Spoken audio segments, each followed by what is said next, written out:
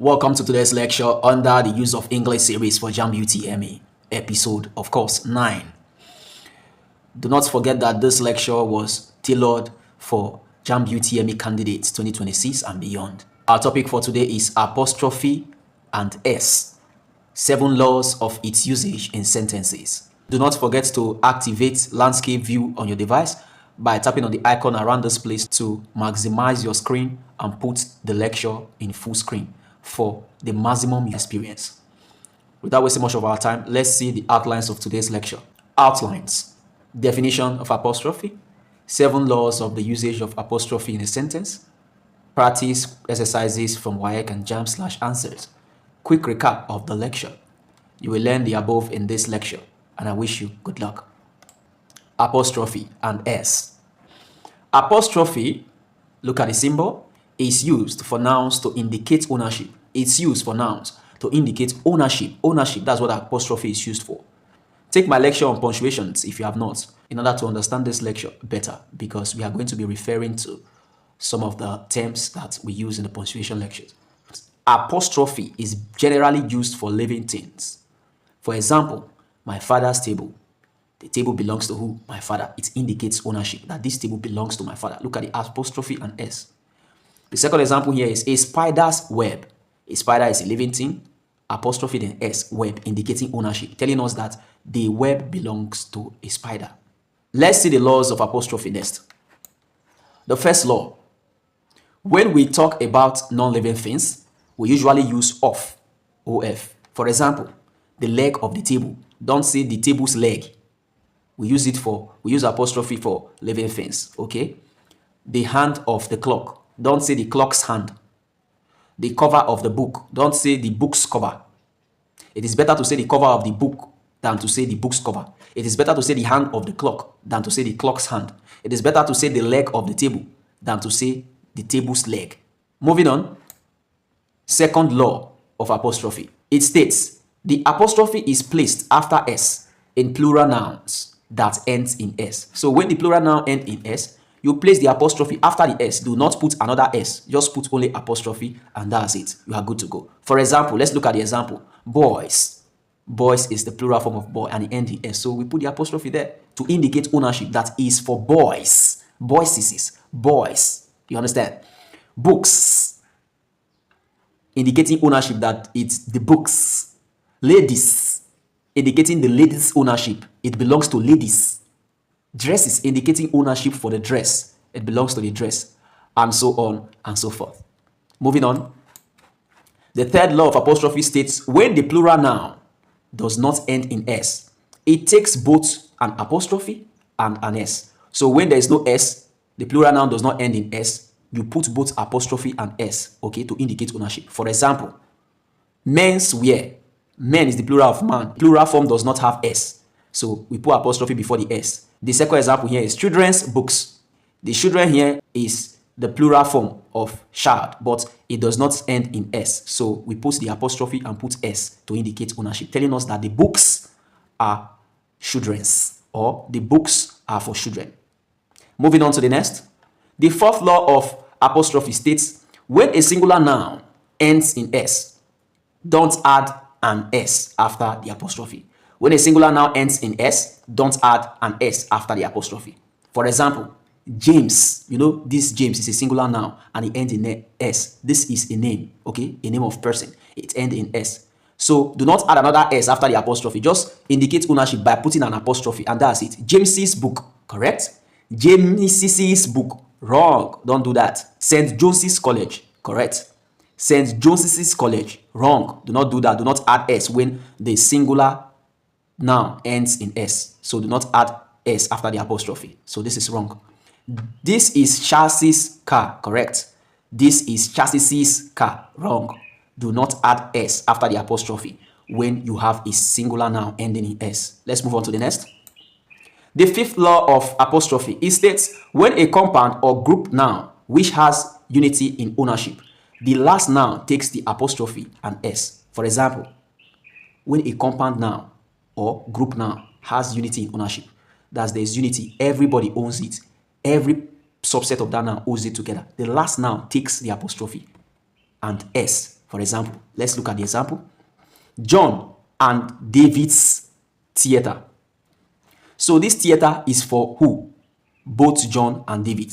Okay, so there is a group. This is a group ownership. Okay, a group now, John and David. Because we place this apostrophe and s after the second name, it shows that both of them have a unity of ownership. So this theater belongs to John and who?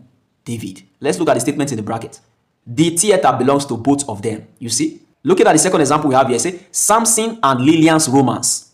Samson and Lillian's romance. You can see that the apostrophe and s was placed after the second name in the group noun. Okay? So when you place it after the second name, apostrophe and s, it shows that it's for the group noun. Two of them owns it. Okay? So this statement here means the romance is between Samson and Lillian. Samson and Lillian's romance. Let's look at the statement in the bracket. It says the romance is between two of them.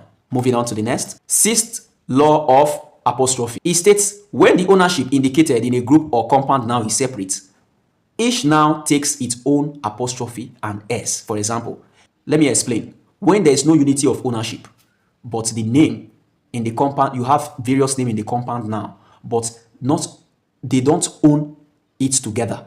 Okay, you put the apostrophe and s in each of the names. For example, John's and David's house. This means that John has a house and David also has a house. So there is separate ownership here. That's why you put the apostrophe and s in all the names.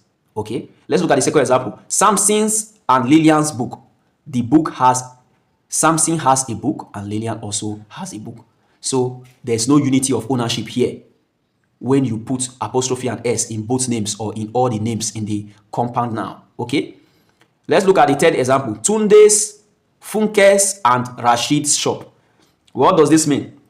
Tunde has a shop, Funke has a shop, and Rashid has a shop. So the moment you put apostrophe and s in all the components of the compound noun, it shows that there is no longer a unity of ownership. You have separated ownership. Okay, that's what it means. But if you put it in the last one, it shows that there is a unity of ownership, that it belongs to all the subset of the compound noun, or it is between all the subsets in the compound noun. So let's move over to the next. The seventh and final law of apostrophe. It states units of time usually take the apostrophe and s. For example, in a week's time, correct? You can see unit of time, in a week's time. In a month's time, correct? It takes the apostrophe and s, unit of time. A 3 hours drive. Remember that 3 is plural. So hours, we should make hours. We should put it in a plural form. So 3 hours drive. You have to put that apostrophe there to indicate ownership for the hour. Because the hours, plural form of hours, ends in s. So you indicate the ownership. 3 hours drive. Okay. Then the final example we have here. A 5 days holiday. The same plural again. 5 days. Indicating ownership to the 5 days. To the days. Okay. Holiday. Let's move on to the next. Note, when two or more nouns are used as an adjective, they are hyphenated and no longer take the apostrophe and s. Do well to take my lecture on punctuations, because we discuss hyphen in punctuation. So do well to take my lecture on punctuation for a better understanding of this topic as we progress. For example, you hyphenate them when you have two or more noun that is serving as an adjective. You can hyphenate them and leave out the word, the apostrophe and s. For example, a 2-hour drive. You can see that's no apostrophe and s here again. A 5-day holiday. This unit of time here, these two nouns, that is unit of time, is serving as an adjective here. That's why they are hyphenated. They are now an adjective. This hyphen turn them to an adjective. A 5-day holiday. A 3-man panel. A 5-man committee. A jack of all trade group. What did you notice here? You notice that there is no apostrophe and s. So the hyphen completely neutralizes the use of apostrophe and s when you turn a group of noun to adjective. It completely neutralizes the use of apostrophe and s. It completely dilutes the use of the apostrophe and s. Okay, that's that for that. With this, we have come to the end of the lecture apostrophe. Let's take some exercises. Exercises. These questions was brought from JAMB UTME 1989/1994/2006. The instruction says, pick the most appropriate alternative. Do not forget to read your instruction. Very important in an exam. Always read your instructions. Number 1, the dash car was damaged in a crash. A. Attorney General's. B. Attorney General's. C. Attorneys General. D. Attorneys Generals. What's your answer? You answered right. The correct option is B. Attorney General's car. The Attorney General's car was damaged in a crash. Number 2. It is John who damaged dash. It is John who damaged dash. A. The building's roof. B. The building's roof. C. The roof of the buildings. D. The roof of the building. It is John who damaged dash. What's your answer? You answered right. The correct option is D. The roof of the building. It is John who damaged the roof of the building. Number 3. The worship will feature at both dash. The worship will feature at both dash. A. Wole and Funke's mosques. B. Wole's and Funke mosques. C. Wole's and Funke's mosques. D. Wole and Funke's mosques. The worship will feature at both dash. What's your answer? You answered right. The correct option is C. Wole's and Funke's mosques. Number 4. Mr. Jolly took us on a dash ride. Mr. Jolly took us on a dash ride. A. A 12 hours ride. B. 12 hours ride. C. 12-hour ride. D. 12 hours ride. Mr. John took us on a dash ride. What's your answer? You answered right. The correct option is C. 12-hour ride. Mr. Jolly took us on a 12-hour ride. Let's quickly take the quick recap of the lecture. Under the quick recap, apostrophe, this is the symbol of apostrophe, is used for nouns to indicate ownership. We mostly use it for living things. For example, my father's table. For non-living things, we usually use of.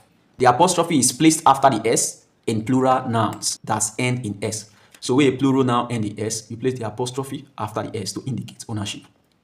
Plural nouns that does not end in S takes both an apostrophe and an S. Take note.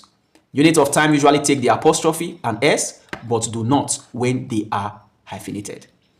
So try as much as possible not to use apostrophe and S for non-living things, but there are cases when you use apostrophe and S for non-living things, but they are in rare cases. But if you can use of, use of.